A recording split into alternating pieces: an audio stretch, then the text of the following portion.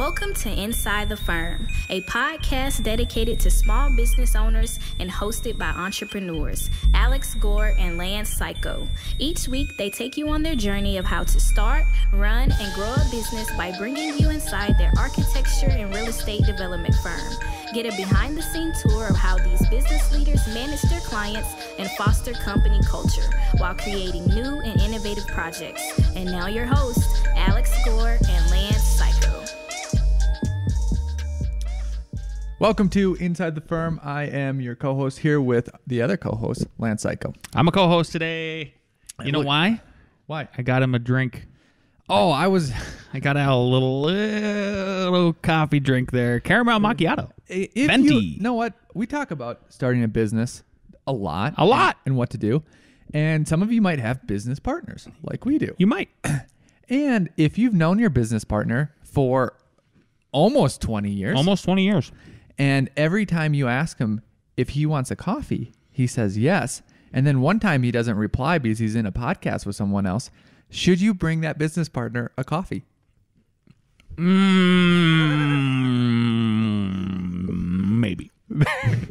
So I was making fun of Lance yesterday, and then because he didn't bring me a coffee, and this morning he surprised me.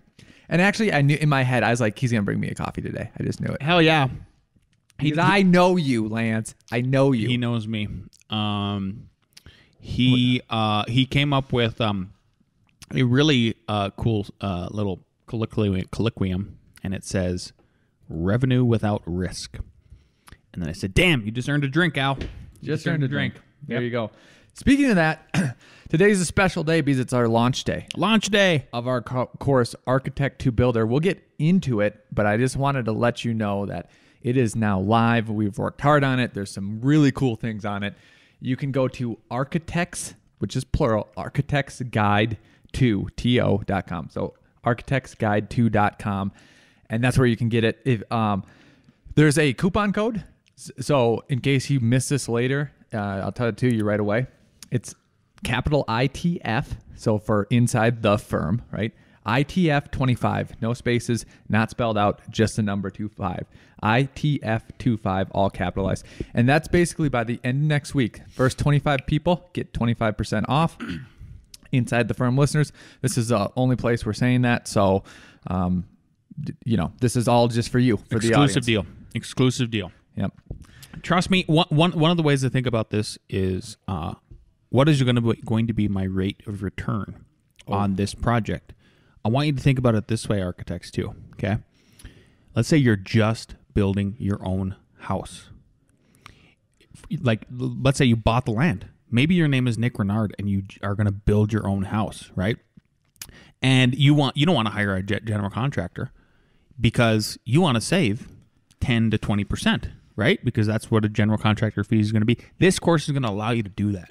It's going to allow you to maintain that awesome design all the way throughout your building process and not have to cut corners, cut out windows, reduce the kind of materials you want to use, dumb it down. It's interesting that you say that because the guide is geared toward architects transitioning their clients what to do, and the building process of clients to contract contract to build the house, right? Yep. But one of our clients who I knew was either going to build his house or be kind of heavy-handed into it, and it doesn't kind of meet our criteria, so it wasn't going to be us, so it was no big deal. Saw it on Facebook because we were promoting it, early, and he immediately bought it.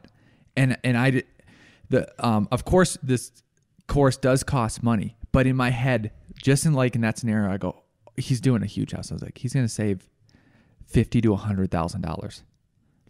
The rate of return, I was like, for that person, somehow I should have charged 10 times more, but we're not obviously doing that, but that's a great way to think about it. The rate of return on this course, because multiple people are buying, is easily 10x. Yeah. Just the profit from not missing something, not losing money because you're missing out on what needs to happen. You didn't account for it. It came out of contingency, all that, to the profit you get from extending thousands of percent return, thousands of percent return on this investment. Yeah. So take a look at it. If I just go to Architects. if I just go to Architects Guide 2, if you just scroll down, there's a neat little video, and it's, so what is this course about? You'll see yours truly, Alex's yours truly on there. We give a little intro about it, and then if you scroll down even further, You're on that too. Yep, I know. I meant both of us. Oh, gotcha. And then there's another preview too of how to get the most out of this course. So you get an inside peek about what it's all about and who it's from. Yep, and it lists out a whole bunch of the videos that are on. There's obviously resources. I feel like we're kind of doing a little preview right now, so let's just keep rolling with it. Yeah. There's all that. Little frequently asked questions, and then you have two different options. One-time payment, that's where you can put the coupon code in and get the 25% off.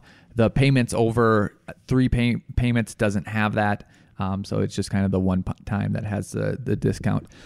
One of the coolest things that I believe that we did, and if you're a listener, you've probably heard us harp on this, reducing your feedback loop, right? How do you reduce your feedback loop? And we apply this to everything we do. And one example is how we model in Revit. We model like it's going to be constructed, right? That helps out so much because you have so much confidence and clarity once you go to the building stage, that you know what you're doing, you know it's modeled right, you know if there's something missing, you can easily cut a section or do something to make that construction project go smoothly. Right? We took that same concept of mimicking reality and brought it into when we're transitioning from architect to builder. Honestly, a lot of these lessons we learn the hard and stupid way. From building one tiny house into building 2 monster tiny houses to building houses to building additions to building an 8-plex. Like, there's a lot of lessons that you do not need to learn the hard way that will save you thousands, will save you anxiety, will save you headaches, and we want to pass that on to you. But the other transition too is the resources that we give you. How can we make that mimic construction? Mm-hmm. So when we were putting this together, not only did it come from our experience, we reached out to other builders, other people we know. There's bonus interviews with those builders, looked at their, hey, what's your bid spreadsheet look like? What does these other things look like? Yep. And all the bid spreadsheets, they're all different. Even the bank ones that we've gotten for different projects, they're all different, right?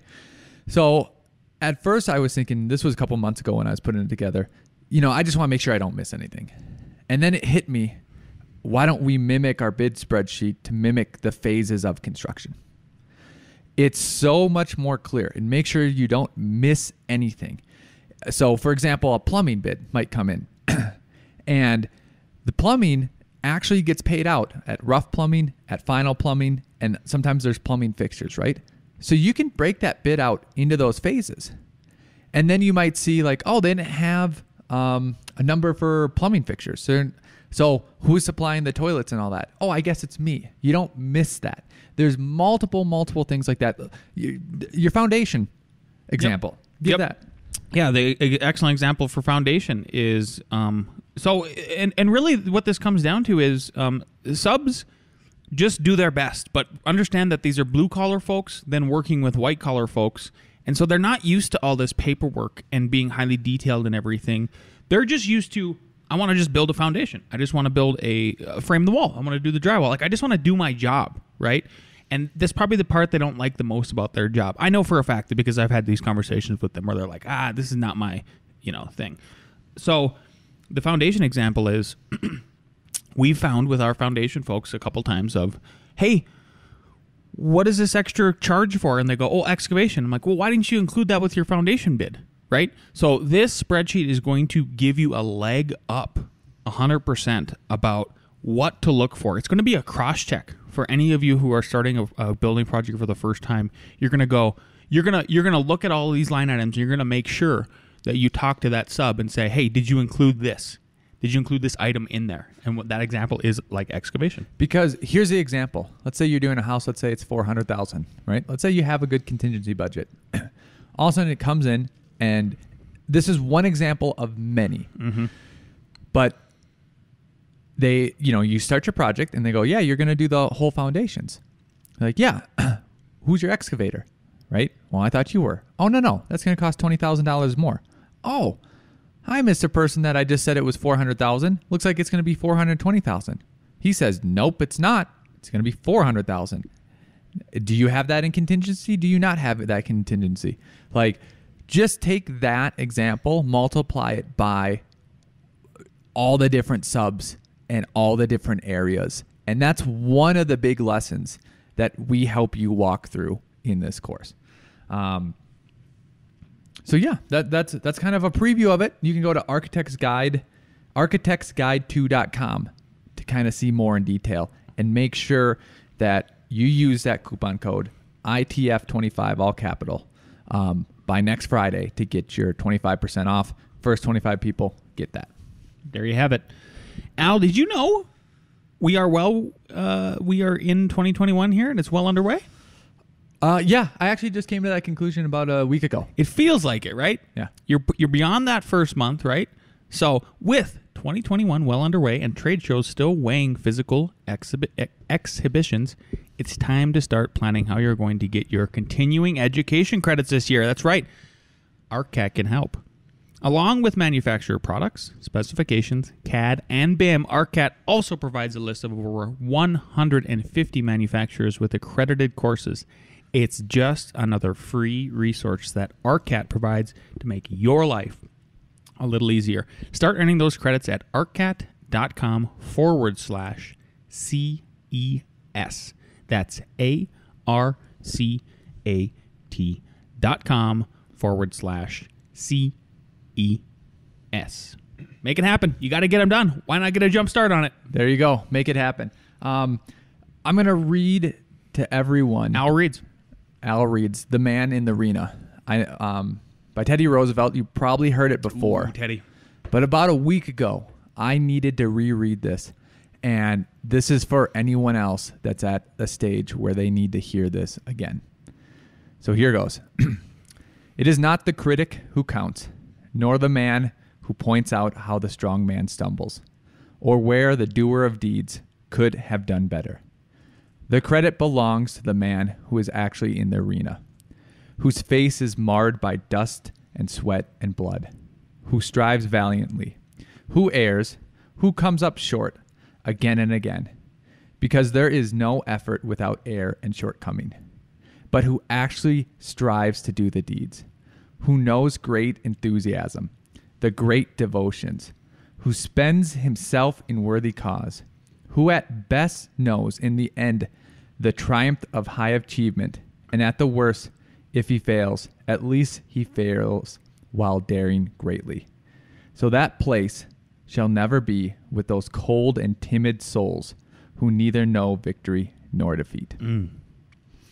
If you needed that, that was for you. That was for you. That was for you. And so you made me think of what Teddy is. If you need something to watch this weekend, trust me, watch Stars in the Sky, a hunting story, and it's got a great excerpt about Teddy and what led him to be a conservationist.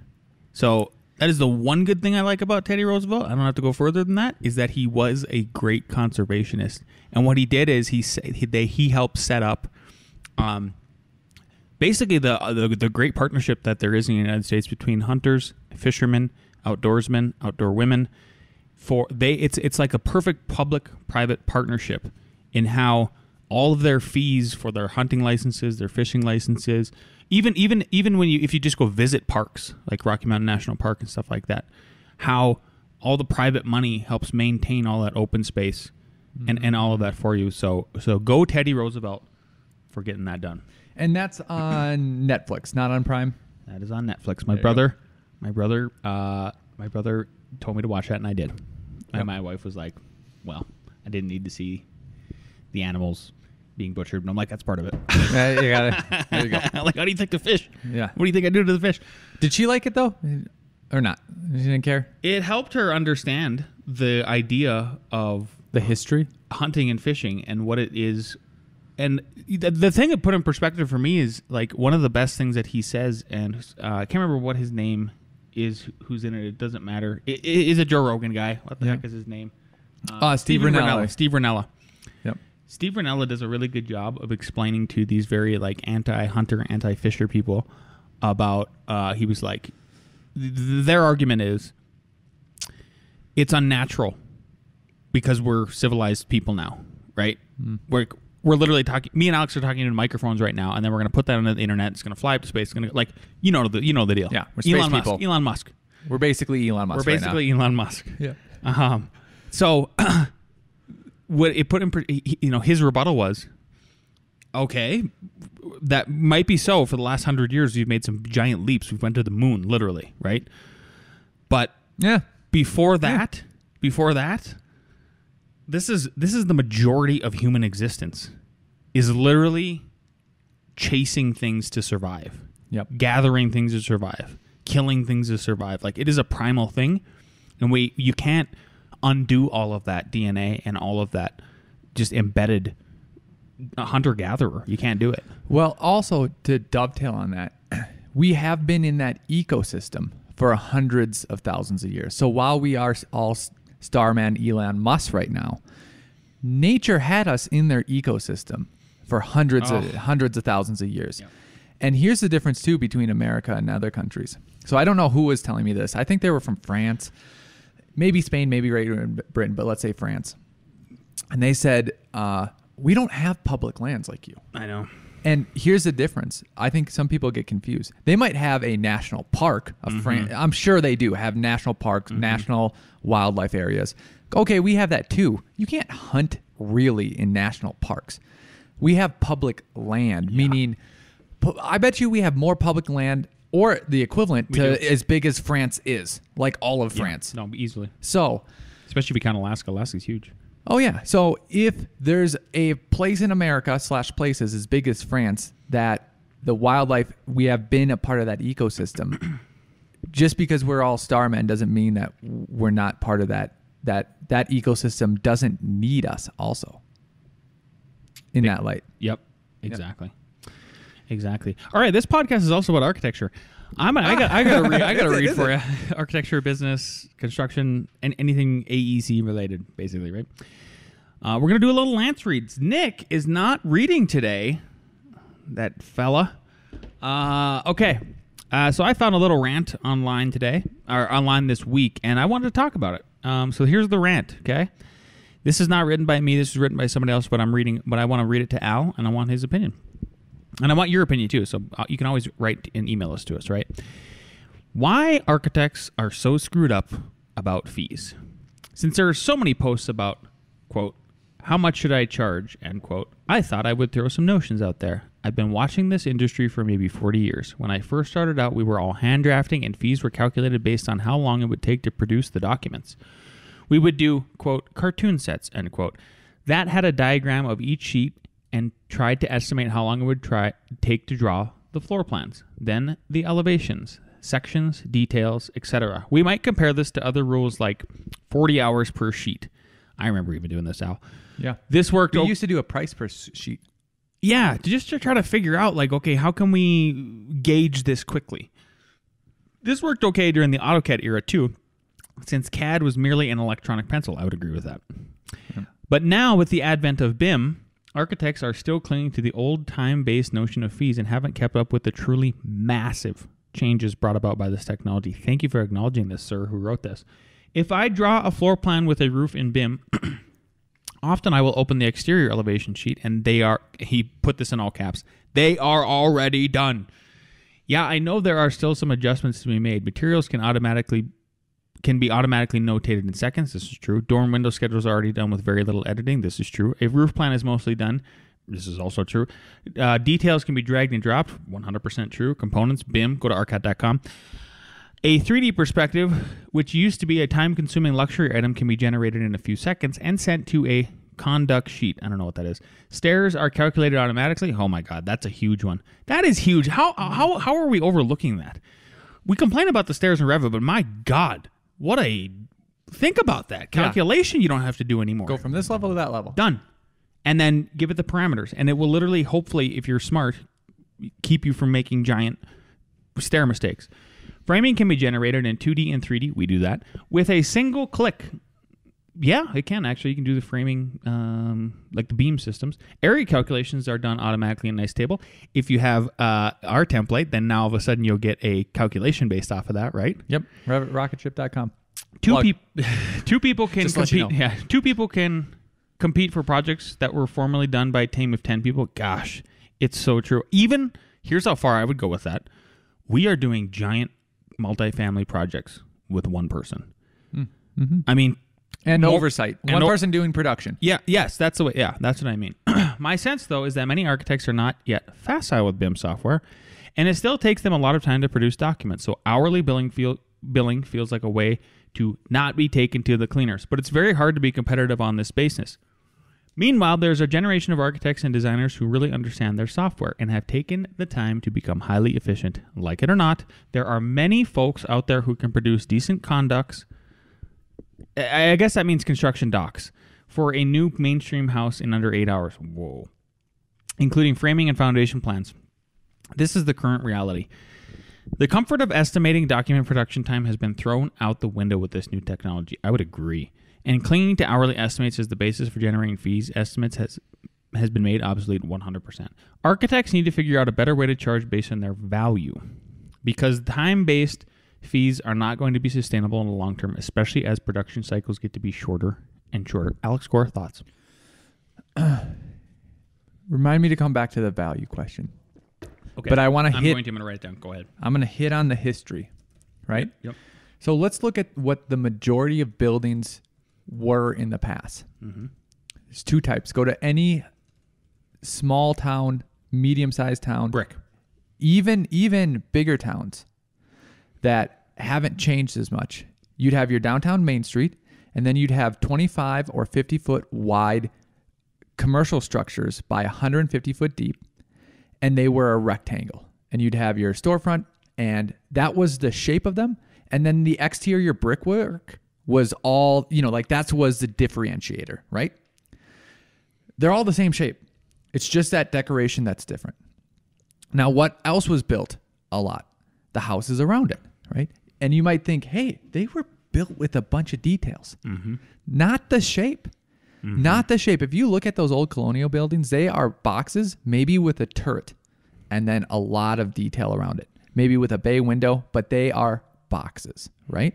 So you spent all your time, here's your box that you can build in. Mm-hmm. So here's your floor plan. Now let's spend some time making these details, right? So it looks pretty, right? Is that how it works now? No. Your time isn't quickly executing the floor plan and then working on details. It is because of you can change the software. Mm-hmm. The floor plan becomes complicated. Mm-hmm. All the zoning rules allowed for all these exceptions and these different things. So now it's not about the details. It's about the design. And then all of a sudden it's about this code compliance. So now the majority of your work is how do you fit something that maxes out the site with all these exceptions and all these variances and all these heights, where before it was, no. You build a box here, and we all know you're building a box here, and it's done. Now it's bulk planes in front, bulk planes in back. Hey, what is your neighbor at? Then, it's all this. So, you're literally spending a lot of your time to just work within the code. When before it was, no, we made a main street. Here's your water, here's your sewer. We aren't arguing for months about where the water and sewer comes in and where the drainage is. We just solved it, and it was a lot simpler. Mm-hmm. It was a lot simpler, right? We don't live in that world anymore, right? So since it's not simpler, since the bureaucracy now has introduced itself into that unsimpler world, they have no incentive to be efficient. We all know this. Yep. So now that, makes it even crazier the time. So now it's it's not the drawings, it's the changes to the drawings. Mm-hmm. Because I could probably draw a house in 8 hours. I could. But no client, you don't have anything to say. And also I could draw mine as structural. Let's be clear, though. What? Yeah. Without structural, yes. Without structural, right? And it depends on how some people do structural, because we model the structural, right? Yeah. So, and then the rules would have to be so simple that like you wouldn't have to model in the bulk planes, model in the height, model in all this other stuff, right? Yes.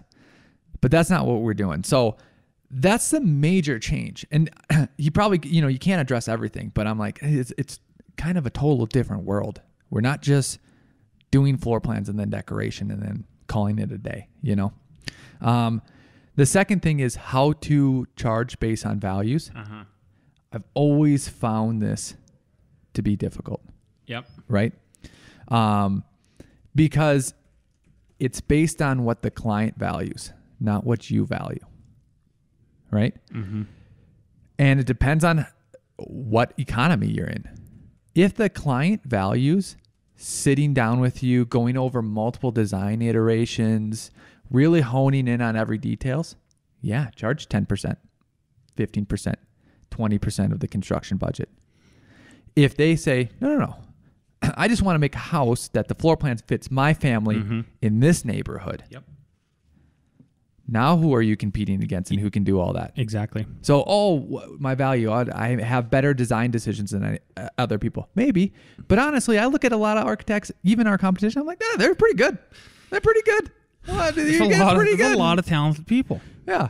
It's a little pond, a lot of fish. So what is your value differentiator if you're just as good at his design than me? Oh, I can get him through the construction permit quicker. So can I. What are we competing on? Yep. And this is a question. What you tell me, Lance? What are we competing on? We are competing on. For us, it is service. It is an experience that people. What we try to do is give people an experience where it's a fun and enjoyable experience. Because I like to. People have heard me. If you're a longtime listener, you have heard this many times. One of our sales pitches is that you might only build one time in your life. This better be an enjoyable experience for you. You need to make sure of that, and we are the right team for that, right? Wrong. The other thing. Okay, go do your other thing. And then the other thing is, well, now you threw me off here. Oh, the other thing is that we are valued, that we are trusted advisors. I really like that phrase. And one of the ways that we sell at our firm for that is that we're modeling like it's built, so it's harking back to the BIM stuff. And then I can literally, as I'm sitting here in the mezzanine recording this podcast with Alex, I can look around, and I literally, what I do is I usually point to the drop beam that's right behind Alex, and I point to the HVAC system that runs right along it, and I go, you see, that's a result of us modeling like it's built. It's this beautiful fusion of structure and architecture and form and function and all of the above. So maybe that's not what Al wanted to hear, but that's what I say. So that was nice. That was cute. I was wrong. Yeah. And I'm just being an a-hole now. But the reason why, and I think you'll get this, is that anyone can say that. Lance just said that you could copy that. So anyone can say that. Yep. We used to differentiate, and we still do based on our Revit skills, in that we fuse the structural with it. We model like it gets built. We tell them about construction takeoffs and all that. Here's the answer that I'm going for, and I thought you'd go to, because it ties into what we're launching today. Oh, we are also builders. That's not to say that we are going to build your structure, but since we know how to build, we know what costs are, we know what scheduling are, we can take all that knowledge, eliminate all those errors starting from day one, right? And that's a heavy differentiator that is hard to get. If someone says we have great service, we model great stuff like that, that's easy for other architects to get. If you can say that you've built and you've constructed and you applied that all, that is hard for other people to get. Way hard. We made it easier by going to architectsguide2.com and do, buy that. But that has been key. Like the resistance almost drops. There's none anymore, which is so great. It goes to almost zero, honestly. I try to not lose sight of that, Al. Yeah. Seriously. Now, because I remember how hard it was at the beginning. It was so hard. Yeah. So if you, I just looked this up. We did do an episode on this. So if you are a longtime listener, I would encourage you to go back to episode 80. How can your design and vision add value? So if you don't have the building experience, or you're not going to take that leap to become an architect plus builder, I think you're kind of back there at episode 80. So take a look at that. And if you're a new listener, once again, please go back to episode 0, start over from the beginning, leave us a 5-star review, all that stuff. You help us keep going. Okay. One last thing I'll say about this Lance. But do Reed's- you like? I know I was being mean to you, but like, that's the better biggest answer. one. Yeah. It's the only thing Alex is ever right about. He didn't hear that. And so, but the last thing I would say about this is that this was a really good rant because it's the truth. It's the cold hard truth. It's the reality. You have no excuse. I don't think if you're still drafting by hand, drafting by AutoCAD, to go to RevitRocketship.com, make the leap. Trust me, we are going to help you multiply yourself. We're going to help you become more profitable. Like there's plenty of work out there. We don't think, it's not about us holding like anything tight to our vest or anything. Improve your life, improve your business, get into BIM and start doing all of those things while maintaining, fees that work for you. Cut down the production time. Don't feel bad about it. Profit. Get there. And don't feel bad about like if other architects are like, oh, I know another architect. I won't name his name, but he's confronted me a few times on the internet and been like, "Oh, that how can you do fees for that little?" And for me, it's like, "What? This is the most we've ever gotten for custom houses." And I'm like, at the end of the day, we'd have to literally compare books, but I guarantee, like, because we haven't laid anybody off, because we usually give out bonuses, like we are running a solid ship here. Yeah, it's working well. We're multiplying all that stuff. So check that out. What do we got next since Nick is not reading? Okay, so this is the part of the podcast where we were going to talk about the architect to builders course, but we kind of just got excited and did it. I'm so excited. It's launch day. It's launch day. But I just want to read you something that I wrote because I think it relates, and it's on the website, but here goes. So I believe, I know that most of you want to do a great job, make something cool, while also profiting for yourself or your company. But in order to do that, you need to know how to turn clients into construction contracts, run your construction jobs well, and ultimately make a profit. The problem is that there's a daunting level of details and steps to this process, which might make you feel like failure is inevitable and it isn't worth the risk. We believe it's wrong that architects know the buildings they design fully. They already take on huge risks. They spend countless hours on the project and get paid the least. We understand this because we've been there. That's why we built tiny houses, additions, custom homes, and townhomes ourselves so that we can pass on those lessons, saving you thousands and creating thousands in profits for you. So here's how it works. Go to architectsguide2.com. Enroll in the course. Watch and apply the strategies, the resources, and the guides to your current projects, and then grow your business and unlock your profit by mastering these skills. So, stop passing on the profit to someone else and start pocketing the profit that you've worked hard for. That's the read. Yep. That's the pitch. And the difference that of the multiple of hard lessons that we learned is we show you how to not be architect kind of builder overlapping. Yeah, so that it separate it. Yep, so it's not overwhelming. That's the big thing. So you can manage everything effectively and multiply. Yep. The only way you're ever going to get to the point of financial stability, financial excellence, putting yourself in a position where you can start pursuing your dreams, like maybe taking a Wednesday off here and there and going fishing all day. Oh, I'm sorry. I didn't think you were going to get in a fishing reference. Look at you. Congratulations. That's the second one today. Yeah. But I forgot. Is if you do stuff like this. Inside the Firm listeners, which you are, once you click, enroll, there's a place to put on a coupon code, capital ITF for Inside the Firm. Capital ITF 25. The first 25 of you, literally it ends by next Friday, get 25% off the course. Make that happen.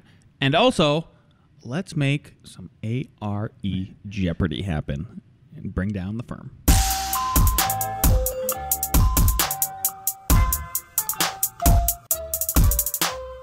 All right, question 1. Habitable spaces other than kitchens shall not be less than blank feet in any plan dimension. A, 7 feet. B, 6 feet.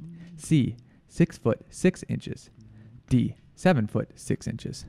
Do-do-do, do-do-do. You should get this one right. And Tyler looks around. Reba.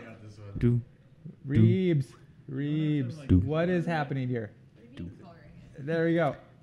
Okay, A, B, A.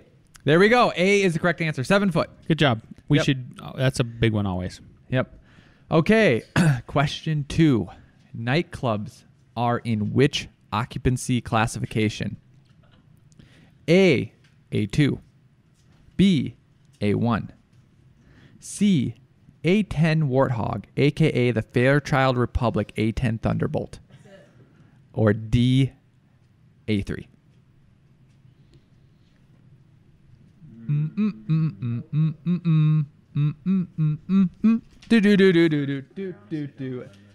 We have D, B, A, D, A. It is A2. It is A2. Anyone say C? Anyone A10 Warthogs? Nope. All right. Nice. Good one. Yeah. Warthog, a.k.a. the Fairchild Republic of the A. Love it. Yeah. Number 3. Structural camber is a useful design tool for avoiding what? How what? A, earthquakes. B, wind damage. C, ponding on flat roofs. D, corrosion of concrete beams. Structural camber is a useful design tool for avoiding what? What do we got? A, earthquakes. B, wind damage. C, ponding on flat roofs. And D, corrosion of concrete beams.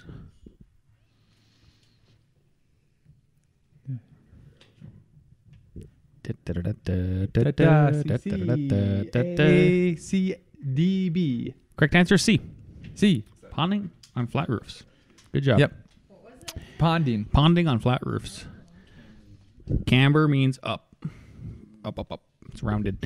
4. What is the most common dynamic environmental force with a horizontal component?